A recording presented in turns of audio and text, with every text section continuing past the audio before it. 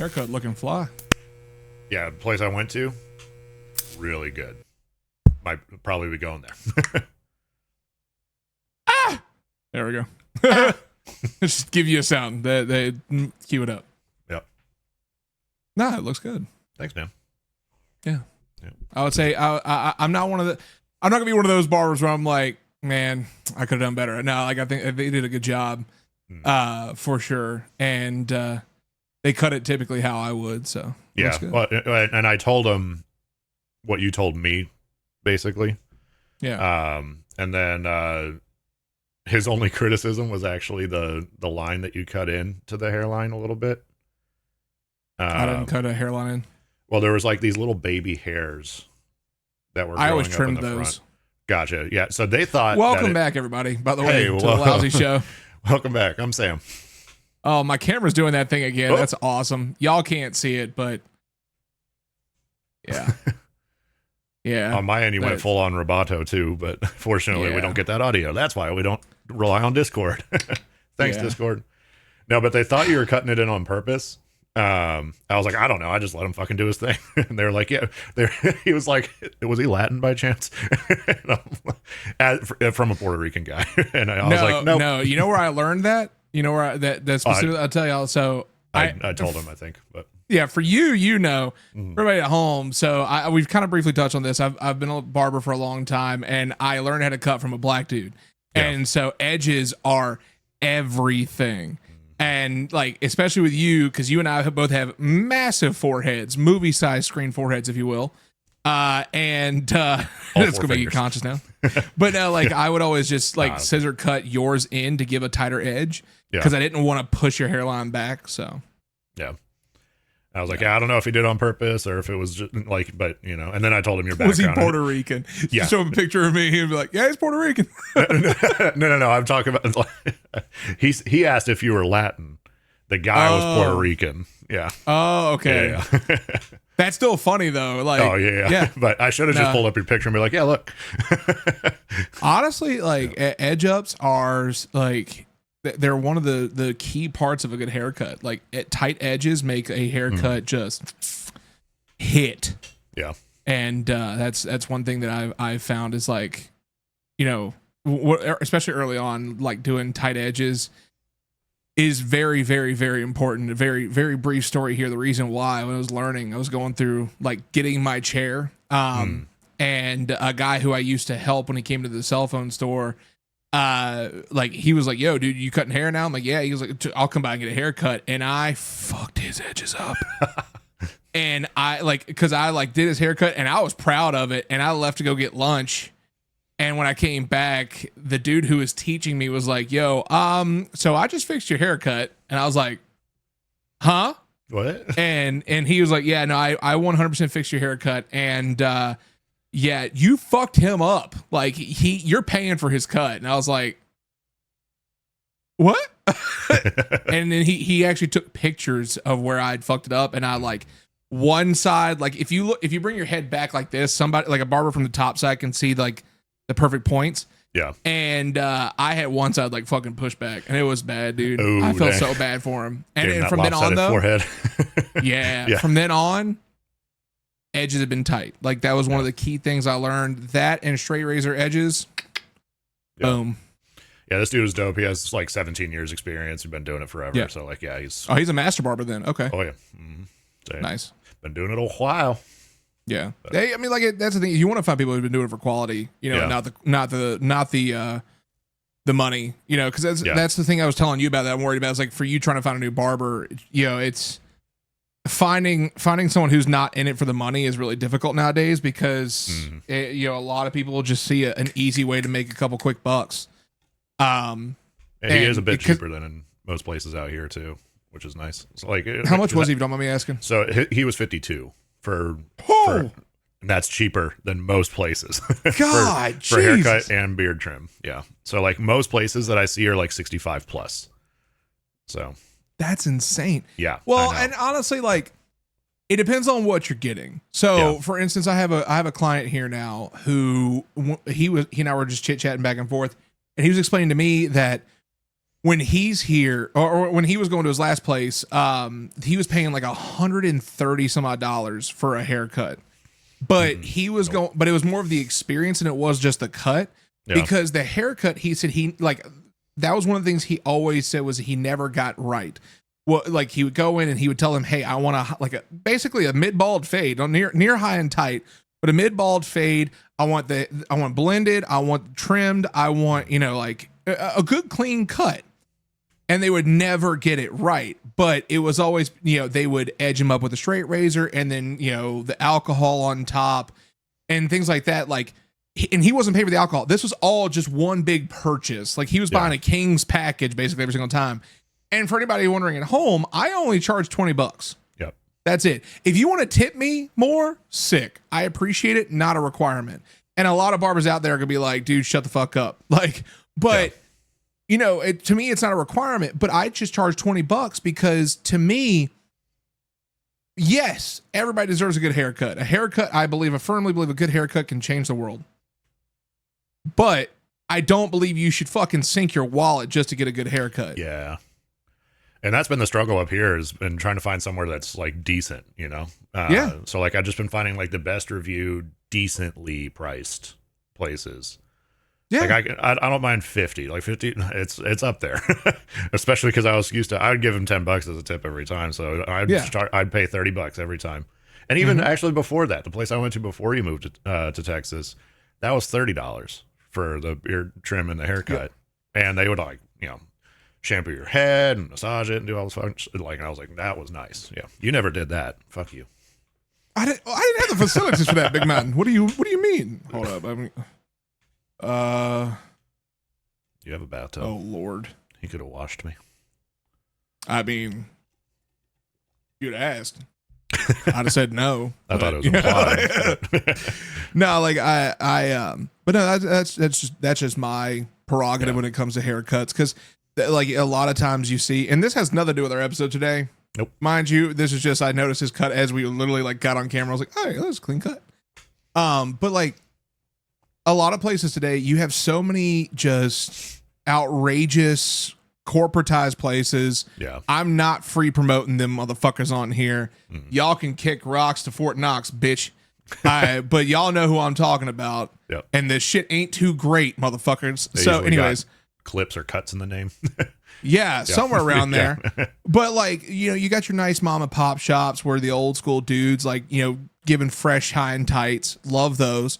You got your your dope black dude barber shops, and hey, real talk, like if you want to get edged up, that's a place to go. Like that's where I learned. I'm not even gonna lie, I learned in the fucking hood. But you learn real fast, like you don't fuck them edges up. But like, you have a lot of barbers out there who are in it for the game. They're in it for the actual cut and to like actually establish their name as a good barber. Yeah. Shout out to my boy Brent, Sharp Top Barbershop, Lynchburg, Virginia. Appreciate you, baby. And free promotion, but appreciate you. But like, Brent was the one who taught me. Trail helped teach me how to cut black dude's hair, because black dude's hair is a whole different ball game. When you have somebody who loves being able to cut hair, it's an art to me. Like I love doing it because it's the art. And I don't care about the money. Like the money's helpful. Yeah. I mean, shit, like you rack up 10 people in a seat a day and you charging $20 a pop. If everyone's tipping, you walking out with 500 plus easy. Like, just being real. But that's the thing is like, if you want to tip, cool. But at the end of the day, like that's 10 heads that I can make look fresh for the next, and those heads are gonna make people go like, oh shit. Yeah. Like prime example, when I got here, our buddy who we call Dad Jokes. Dad Jokes came by, got a haircut, posted it to a Snapchat and tagged me and was like, yo, add him if you want a fresh cut. And there goes my camera again. I'm going to worry about it in a second.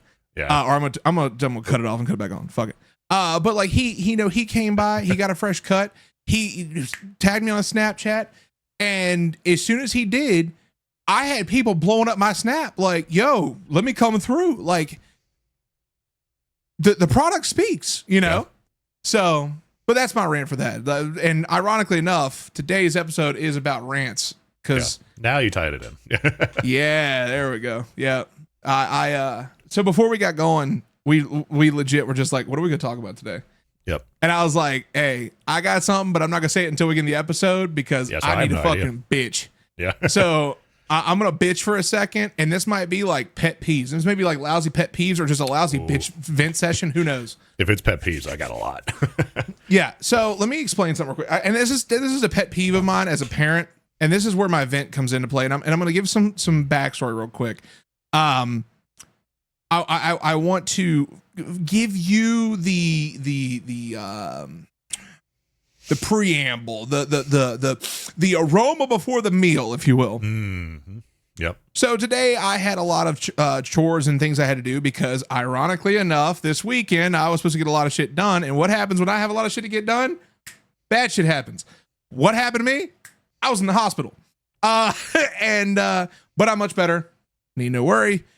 I am by far much better than what I was. But everything kind of stacked up today. So I had to go to Home Depot to get all the tools and shit that I needed to get my tasks done. It was a lot of house projects I was doing today. So, left to go do that. And while I'm at Home Depot, my wife texts me and goes, hey, by the way. And I went, oh God. She goes, for anybody wondering, my son, my youngest, our tomorrow, as we're recording this, tomorrow being our 6-month-old. Oh shit! Yeah, damn. Yeah. He was also sick, but when a baby gets over a virus, they can show signs through a rash. However, the rash showed up on his lower legs and feet and his hands. Oh, okay. Which is also inclination of hand, foot, and mouth. That's actively common in kids. Yeah. So she tells me, well, we talked to a pediatrician. Pediatrician's like, it's probably just him getting over the virus, but just monitor it, just be safe. She gets a text message from her boss. And it says, and she showed me the screenshot. Oh, I'm so sorry that your little one's getting over being sick. As long as he's feeling better, he's more than welcome to come back. Oh, by the way, there was a confirmed case of hand, foot, and mouth. Forgot to tell you. By the way. Let me explain something. When I read this in Home Depot, after all the bullshit that this place has put my wife through, I was ready to fucking detonate. Oh, I bet. I gripped the fucking cart in front of me, and I'm just sitting there I legit was just like, burn it down, burn the place down. I don't give a fuck. But here is where I have a problem, and this is where it may be a pet peeve. This is where it may be me just bitching. But if you're a parent, and I don't want to hear this bullshit nonsense of like, oh, I couldn't do nothing. If your kid's sick, don't take them to school. Don't drop them off into a pool of other children for this shit to go to other houses in different neighborhoods and shit. I cannot tell you how many fucking times we have had to worry about our kids being sick because some other parent took them to school just back in December. What happened? Fucking flu. Not December, January. The fucking flu. Flu A hit the fucking school. What did the parent do? Took their kid to school. Oh yeah, he'll be fine. Blip, blip, blip, blip, blip. Guess what happened? My oldest got it, and I got it. Right the same fucking week. Because he brought it home. Yep. Why are we taking our fucking kids to school when they're sick? If your kid's sick, keep them at home. Find a babysitter. Have a babysitter on backup. If you don't have a babysitter on backup, that's your own bullshit, and you're not being proactive as a parent, in my opinion. Just saying. You should have a babysitter on hand, on speed dial, and if they're not busy, yeah, then you have a problem. You might need to call into work. You might need to burn a PTO day, but that's being a parent, because as a parent, kids come fucking first. Yep. But if you are going to sit there and take your kid to school and let them fester among the other children and get all the other kids sick, God forbid one of those kids may be extremely sensitive to illness.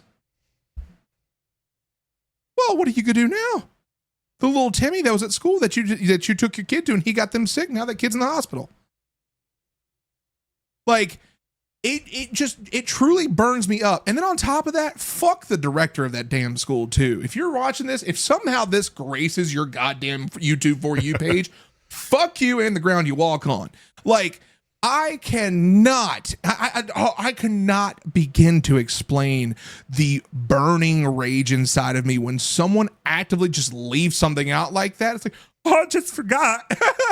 It's your fucking job. Yeah. Like, please in the comments tell me if I'm just bitching or if this is a genuine pet peeve, because I feel like it's a pet peeve. I mean, it makes a lot of sense because I mean, it not only, you know, affects the children that are there, but then like just as a quick little side story, like I got COVID and my wife got COVID because your kid and you had COVID. And where did he get COVID from? From school. Yep. That was back a while ago, but you know. In fairness, I will say this. In fairness, I warned him. I said, hey, we got COVID. You come over at your own risk. I ain't gonna say motherfucker use that as an opportunity to get at work, but you know what I'm saying? Like, well, no, that was the second time, I think. No. I have only ever had COVID once. Well, confirmed once. Oh, okay. Gotcha. Oh. Yeah. Cause like, so like I remember there was a time when you and I recorded and I was getting over being sick and I was like, don't kiss me. And you were like, I don't know. Like, I haven't had my smooches this week. And I was like, all right, lay it on me then, big guy. And then it was just, you know, it was passion. But the power of love protected me that time. So what can I say? But no, like, you know, the one time I had COVID, I was very much like, hey, look, dude. Yeah. Cause remember, like, we were supposed to do a big old thing. And I just warned everybody. I was like, hey, I didn't think I got COVID that time though. I don't remember. Either way, yeah, that time I know for certain he got it from school, brought it home, gave it to me. Yeah. Again, another kid who had it. Hey everyone, thank you so much for watching the video. Make sure to hit the subscribe button while you're here and join the Lousy listeners. And also click the join button. For $2.99 a month, you can become a Lousy member where you can get some awesome perks, cool emotes, and interact with Sam and I. Also, click the link to join our Discord and have fun with all the other Lousy listeners. Let's get back to the video. Yeah. I mean, there have been plenty of times I've come over, didn't like, you know, he wasn't sick at the time, you know, he was still in the, in the, contagious form. And, and then we ended up like a few days later, just feeling like death, you know? Yeah. So, but that's the thing is like, you know, if you don't know, if there's potential that they may be contagious and you just don't know, that's a whole different ballgame. Yeah. But like when there's active cases, when people are like, oh yeah, by the way, they were confirmed, they just brought them to school anyways. Like, huh? Like if you're here's my thinking genuinely behind this, and to elaborate more on the context of what I said earlier. If your kid's feeling sick, if you're feeling sick, how do you want to be treated? You don't want to go to work. If you're feeling sick, you ain't want to go to work. Use your PTO day. Call out of work. Take a sick day. You know, because I mean, shit, work's gonna see you and be like, damn, you ain't performing at a high enough grade. All right, well, bitch, I'm here sick. What you want? Like, yeah, you know, take your PTO day.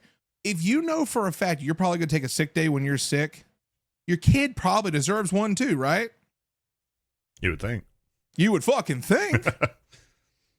On top of that, they're your child. It is your job. You did the fucking dance to make them. Now you take care of them.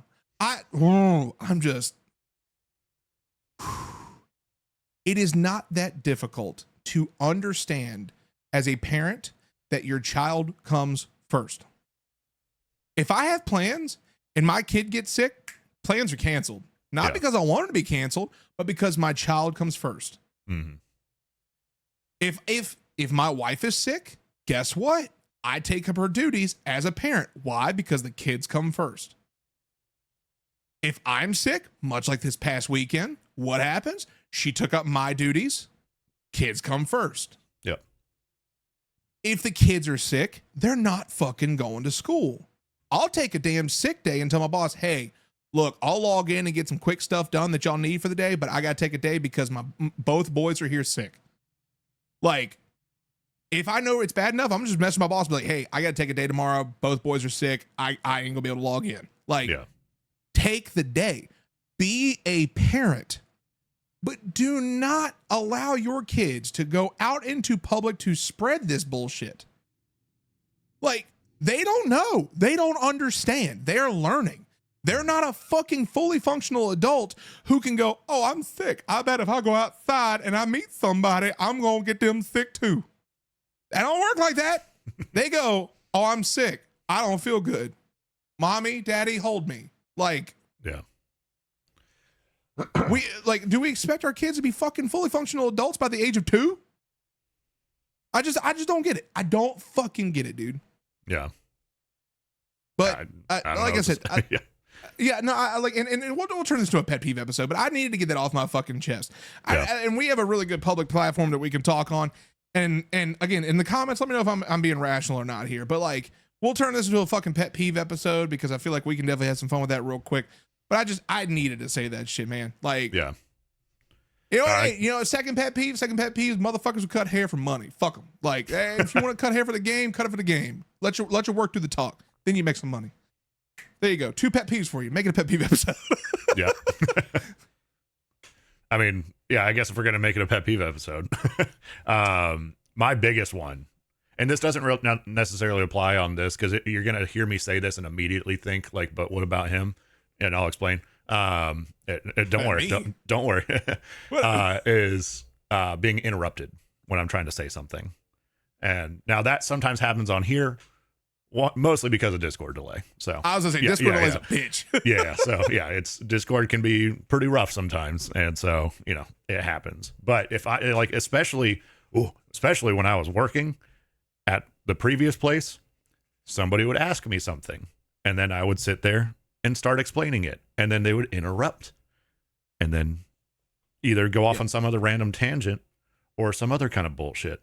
It's like, if you want me to answer the fucking question, let me answer the fucking question. And it's not like I'm sitting there, giving them a fucking thesis on whatever the question was. It's like, it's usually like a 2-sentence answer, and so like, that was my biggest pet peeve ever at work was. Can confirm. Yeah. Yeah. I mean, we used to work together. So I remember distinctly so this was actually a lesson that you and I both learned when we were much younger, but I learned it way later than you. And not to bring up sore topics, but like I learned from your dad very quickly because he I remember this vividly. There was a night, it was the 3 of us. He was talking to you. I wanted to interject and I immediately started talking and he just stopped, snapped on me and goes, why? And I was just like, oh. And he's just like, why would you interrupt that? And I, dude, ever since he laid it on me like that, I was like, nope. I try my hardest. I actually do try not to do that. Yeah. Because I do know you fucking hate it. Mm-hmm.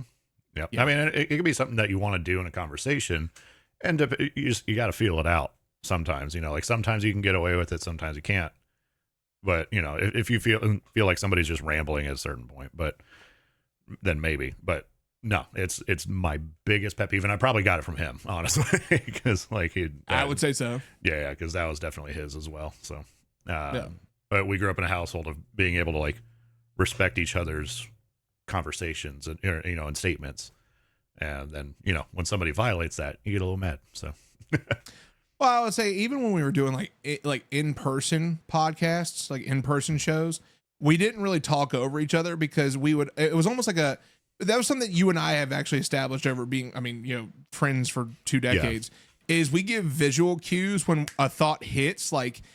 It's almost like we'll go like this or where it signals the other person's brain hey, there's a thought in their head that they want to get out. Yeah. And it kind of brings the conversation around for that, which really helps. But that's because you and I have been talking to each other for, again, 2 decades. It definitely helps to, be friends for 20 years. Yeah, so, exactly. Yeah. I remember one fucking time that I legit was just all right, I'm out. We were still in Texas You had just gotten home from work. Yep. This was Halloween. And you had just gotten in, and I remember saying to you, I was joking with you, like legitimately joking, because I knew you had just gotten home from work. But I was like, yo, dog, what took you so long? And you went, you immediately was just like, motherfucker, like, do you know the day I had? And I jumped over top of you and was like, well, dog, we've been waiting this whole time. And I watched you go from like level to like, you will not talk to me like that in my fucking house. Do you understand me? And I was like, that's basically what I said, honestly. And I legitimately at that moment went, because my son, my oldest, was with me. Yep. And I went, we're leaving.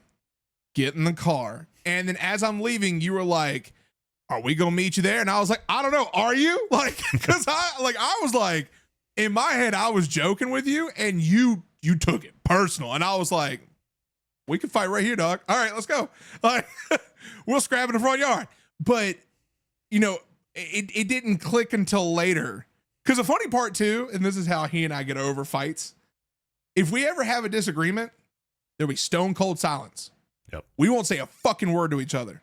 Nope. But I remember that night we took him to go to the Star Wars store to go like for the little Halloween celebration they were having there as a brief little thing. And on the way there, I remember I'm driving. God damn the camera.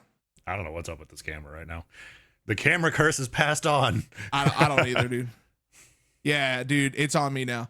Yep. But I remember we're in the car, I'm driving, you're riding shotgun. Of course, he's in the back seat, and so is your wife.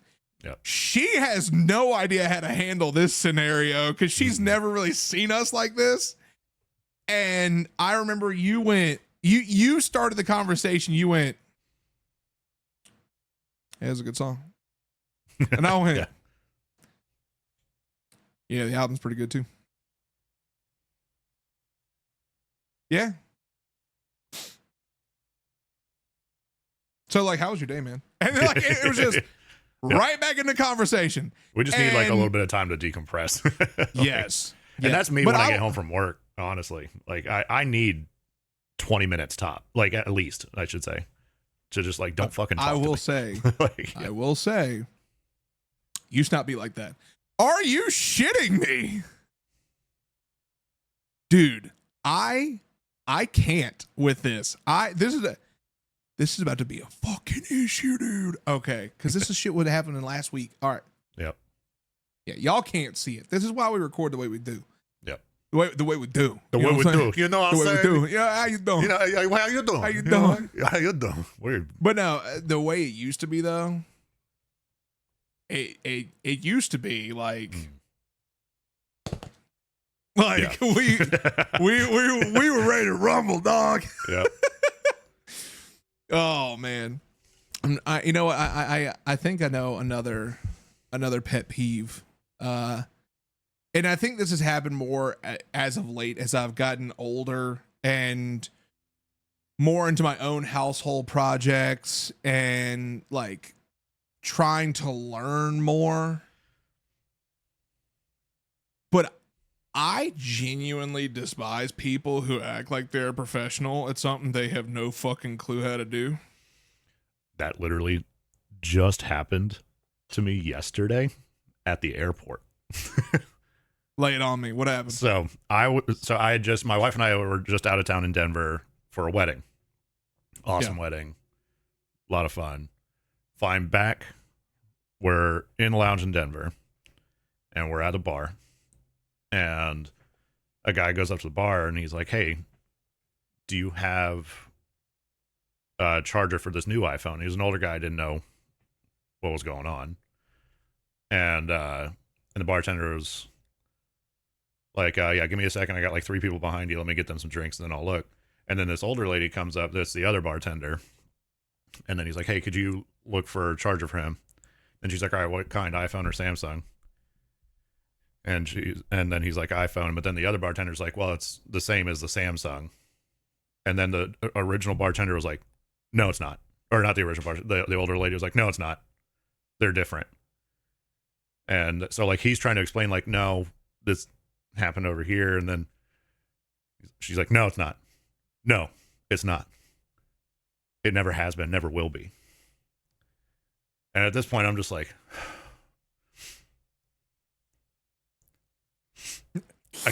I took a sip and I was like, well, actually.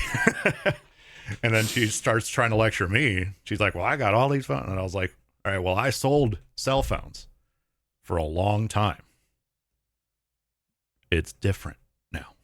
It's not the way you think it is. And she just wouldn't take that for an answer until I literally unplugged my phone charger. I had it charging right there in front of her. And I was like, does this look familiar? And she was like, and that's an iPhone? Yeah. And so it finally settled.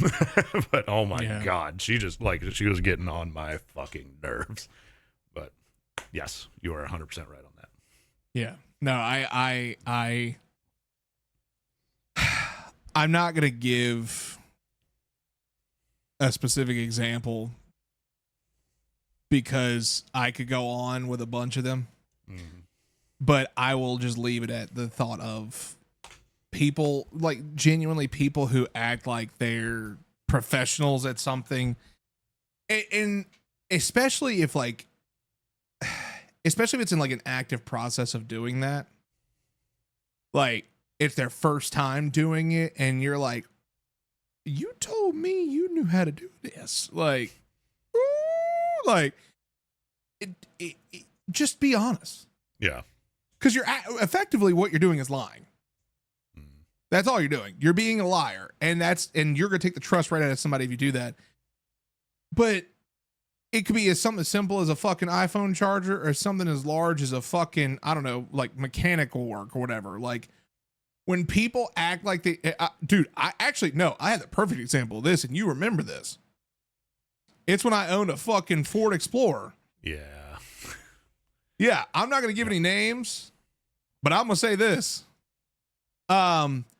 When you're told your vehicle is great and you took it by a shop to get it inspected for me and paid a little extra for that inspector to miss a couple things, and then my wheel bearing goes out at 65 miles an hour going down the highway, you learn real fast who the fuck your friends are. That's all I'm gonna say. Yep.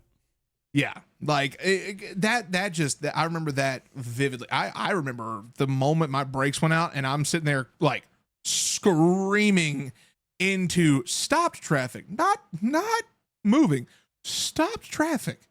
Because this particular highway would end at a stoplight. Yeah. And whoo, boy, I tell you what. You gonna figure out real fast either who the fuck you praying to or how fast your head can fit inside your asshole, because my God, dude, no. Yeah. No. No, just be honest. Just be honest. Yeah. Honesty is not really a thing, unfortunately, anymore. Apparently. Fucking apparently. Yeah. But yeah. do you have any more you would like to address? Nah, I think we'll stop there before I get secondhand PTSD from the pet peeves that I'm talking about. So wait, the best part is what we're doing after this. I need you to be level headed because we're having a redemption arc tonight. Okay. Don't worry, I'll have a drink or two before I start. Just bring yourself back. Just down, like level it out, you know. Yeah. Let us know what you think in the comments. This definitely was like a last minute just thought of like, let's do an episode on this. Yep. But my God, was it needed, especially after what happened today. Yeah. Still fresh. Oh, yep. Yeah. Hurts so good. Hurts so good. Yeah, let us know what you think in the comments. If nothing else, drop an emoji because engagement definitely helps the show. Like this video if you like what you see here. And then, of course, hit the button. It's like over there somewhere to subscribe to the channel. We're 1,000+ strong in the Lousy listeners. So thank you for all that. And we'll catch y'all in the next one.